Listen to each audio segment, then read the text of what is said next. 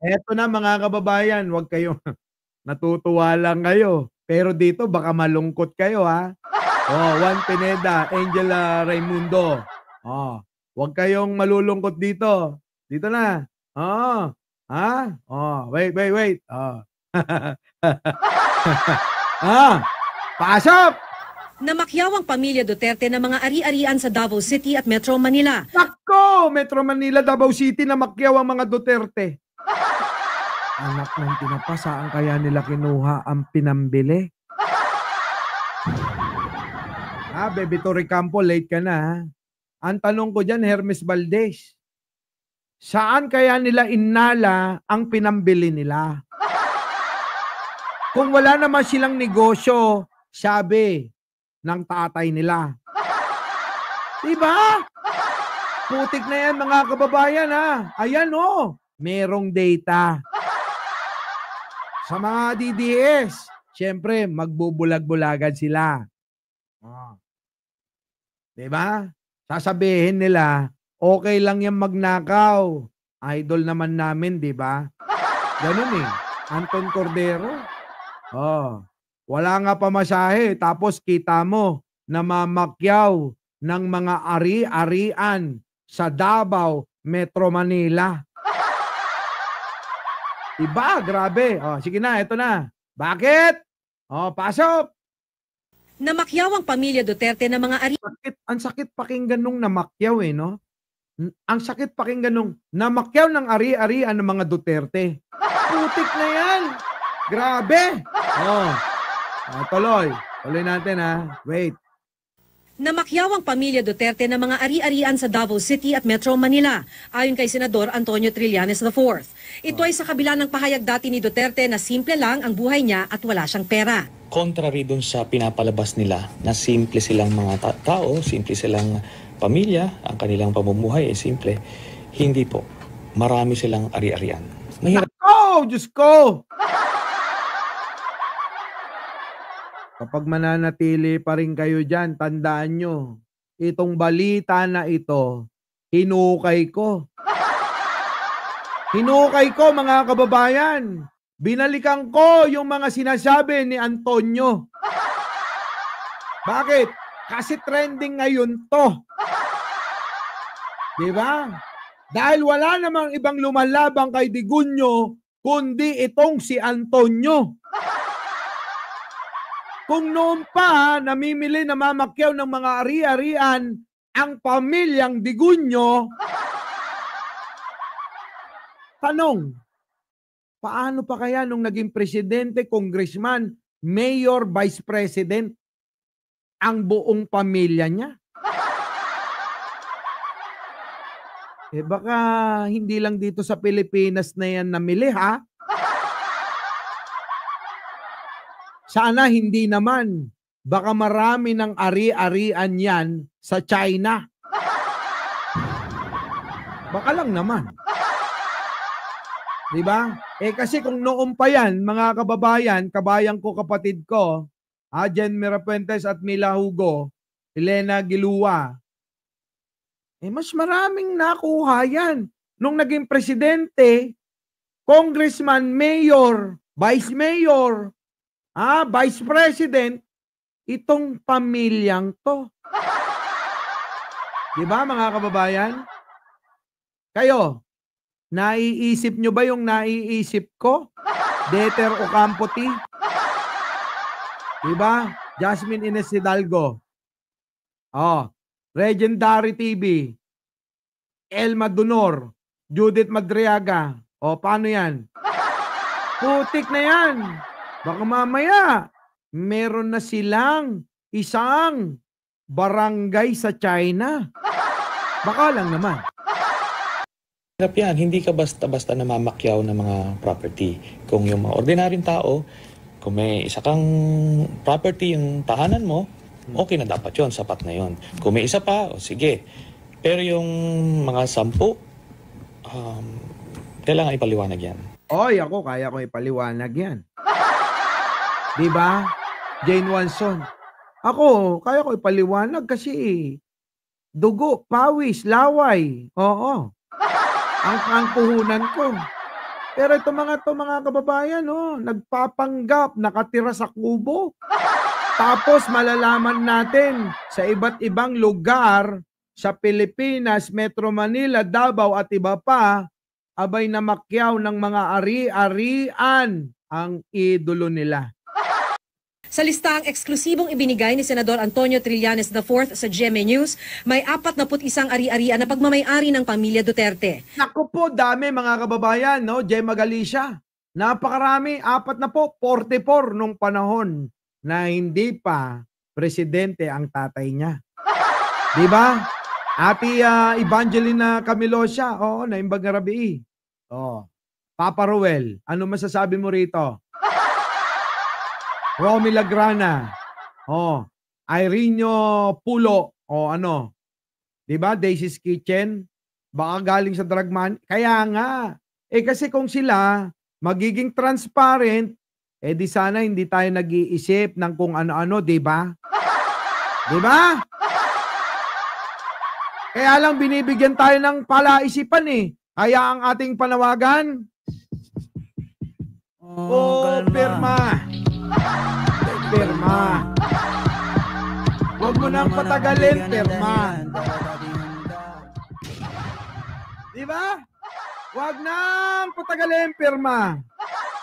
Naku, yung mga magkano bayad sa'yo, ganyan-ganyan. Wala na yan. Palasak na. Palasak na. Wala nang dating sa amin yan. Baguhin nyo naman.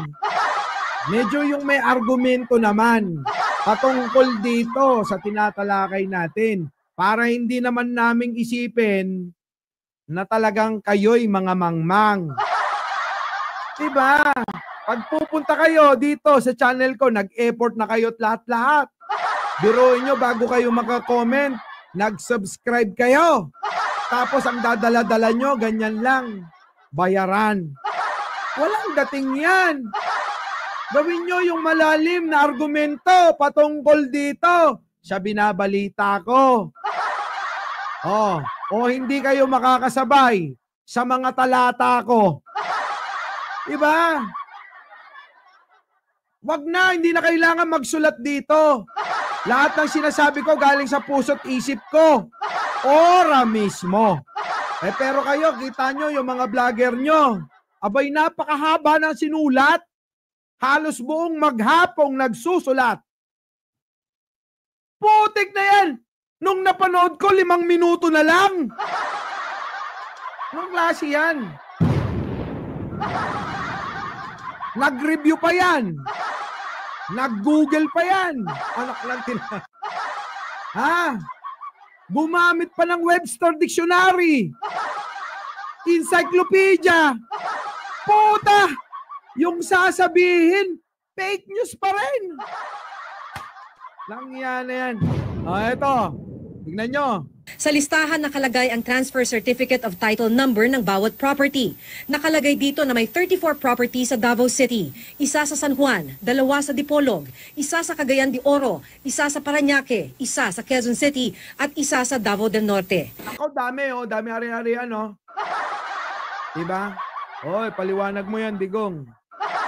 Tinungo ng GMA News ang Land Registration Authority. Sabi ng LRA, 4 sa mga property ay kanselado na ang TCT. Ibig sabihin, iba na ang may-ari. Ang mga nalalabing nilipat na sa ibang pangalan.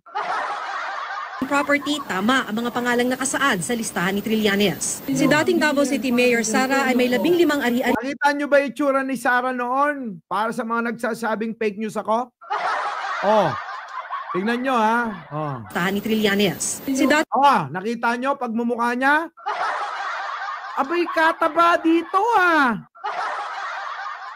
At yung ilong niya, masyadong malaki pa. Kaya dati tinatawag na Fiona. Pero ngayon, kita nyo naman, straight na. Di ba? Kaya, alam nyo na. Tuloy. Ano yan? Dating Davao City Mayor Sara ay may 15 ari-arian. Kita nyo, sarap talaga maging mayor, 15 ari-arian. Yayangga-yangga ka lang sa opisina mo. Pirma dito. Oo. Ha? Order ka sa Mary Grace. Ha? Mary Grace Bakery ba yon? Tapos order ka, merienda mo, chichirya, piatos. Tapos meron ka ng bilyon-bilyon. Sarap. Di ba? Sarap po. Oh, todang gala. Nako, bakit ganyan? 456 lang yung nagla-like. Pambira naman kayo. Oh. Palit na lang kaya tayo. Kayo na lang mag-live tapos ako magla-like. Ay, Fiona. Ay, Fiona tuloy. Eto na. Bilog na bilog yung mukha. Parang magkamukha tayo nung araw. Ota, Sarah. Kung naiisip ko, abay mukhang lalaki ka pala. Buti na lang may doktora. Kung hindi, talagang pagkakamalan tayong magkapatid ah.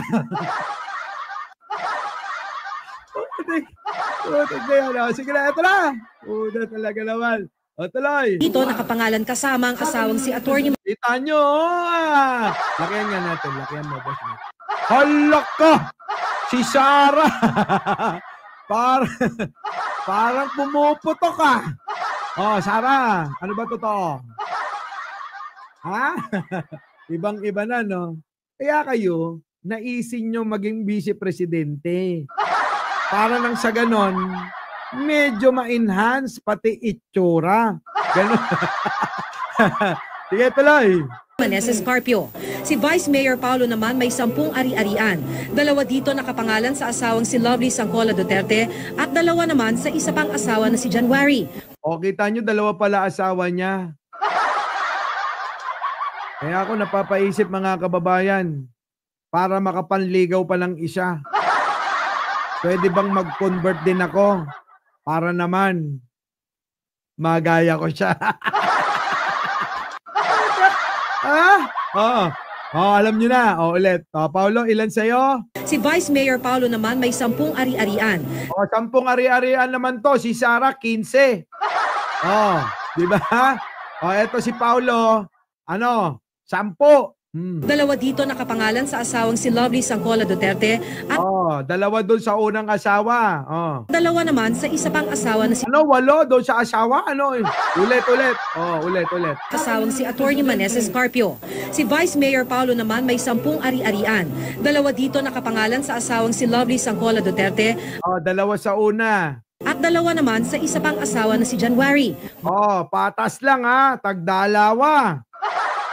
Ganun daw sa mga kapatid nating Muslim eh. Dapat daw parehas. Pag meron yung isa, dapat meron din yung isa. Kung magdadagdag ka pa, kung ano yung 2 na meron, dapat meron din yung pangatlo Diba mga kababayan? Wilma Guzman? Nako, Diyos ko. Anton Cordero. Ibang-iba. Sige. Tuloy. Muslim convert ang Vice Mayor. Si Sebastian naman may 8 ari-arian din. Si Veronica Abancenia Duterte naman na anak Si Baste, 8 ari-arian. Helen Mangkaw, grabe no. Sana all talaga. Iba, Jeffria, ibang.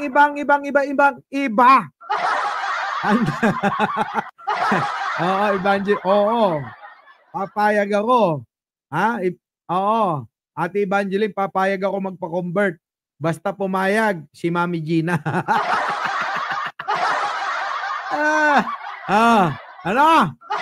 Tuloy.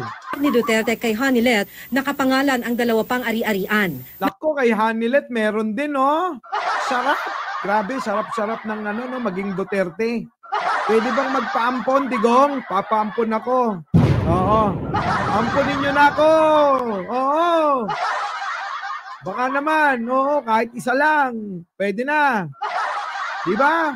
Tuloy. Grabe. May property naman na hindi malinaw kung ano ang kaugnayan kay Duterte. Ang property sa Dipolog nakapangalan sa mag-asawang Sebastian Descalliar at Jesusima Duterte. At ang property... Sino naman yan? Ganun talaga. Pag sobra-sobra para hindi masilip. Para hindi masilip, hindi maipasok sa salin nila, papangalan sa iba. Ang tawag doon, crony. Crony. Danilo Banta, BMB Mutera, Miguel Usamad, Che Halpak, Sa inyo pong lahat ng mga bagong dating, Peach Sim, Marian Tomas, ako, Narciso Alvarez. Shoutout po sa inyo lahat. Sa Cagayan de Oro, nakapangalan sa isang Gianpaolo D. Duterte. I believe Grabe, no? Dami, no? Dami! Mga kababayan, napakaraming ari-arian ng mga Duterte. merong mga perang hindi nakapangalan sa kanya, may mga properties na hindi nakapangalan sa kanya. So, malalim-lalim ito. Meron silang mga tagong yaman din sa mga bank accounts. Naku, grabe yun ang masarap. Ang daming nakatagong pera. Ang daming nakatagong pera sa mga bank accounts. Kanino kaya pinangalan? Digong, kung ako sa'yo, malapit ka ng alam mo na. Kaya kung meron kang pinagkatiwalaan at bigla kang alam mo na, swerte nung tao na yun, ha? Biruin mo, instant trillionaire agad, oh. Diba? Pinaghirapan mo, nakurakutin, tapos iba lang yung makikinabang, oh. Grabe. Sige, tuloy. At malaki-laki. Kung susumahin siguro, 100 milyon. Ayon kay Trillanes, Noon yan, sabi ko nga sa inyo mga kababayan, noon pa yan, 2016. Hindi nyo alam to, di ba? Tuloy. nasa 2.4 billion pesos ang nadiskubre nilang mga joint account ni Duterte at anak na si Sara sa 3 bangko. Naku, 3 bangko pa lang yan mga kababayan, joint account kay Sara Duterte na anak niya. Grabe, no? Sarap. Sarap maging mayor. Sarap maging congressman. Sarap maging vice mayor. Ngayon, tingin nyo, magkano na pera nila? Kasi sabi ni Digong, 5 bilyon na.